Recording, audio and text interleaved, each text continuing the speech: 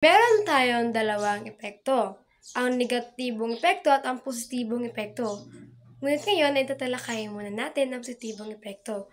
Una, ang paglawak ng kalakalan. Dito, mas maraming produkto at serbisyo ang naibibenta at nabibili sa buong mundo. Pangalawa is ang pagpasok ng mga dayuhang mamumuhunan. Dito, nadadagdagan ang kapital ng bansa na tumutulong sa paglikha ng trabaho. Ang tatlo ay ang pagtaas ng kompetisyon. Dahil sa mas maraming kumpanya ang naglalaban-laban, ay gumaganda ang kalidad at bumababa ang presyo ng mga produkto. Naman is ang pagunlad ng teknolohiya.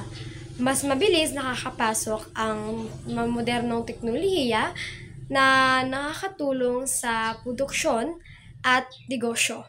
Ang pangulis ang pagkakaroon ng mas maraming oportunidad na trabaho. Lalo na sa mga sektor tulad ng BPO, manufacturing at export. Tayo na ay dumako sa negatibong epekto. Una is ang pag-asa sa mga dayuhang produkto. Nalulugi o napapabayaan ang mga lokal na negosyo dahil mas pinipili ang mga imported. Dalawa is ang pagkawala ng trabaho sa lokal na industriya. Dahil sa murang imported goods, hindi nakakasabay ang lokal dahilan ng pagpapasara.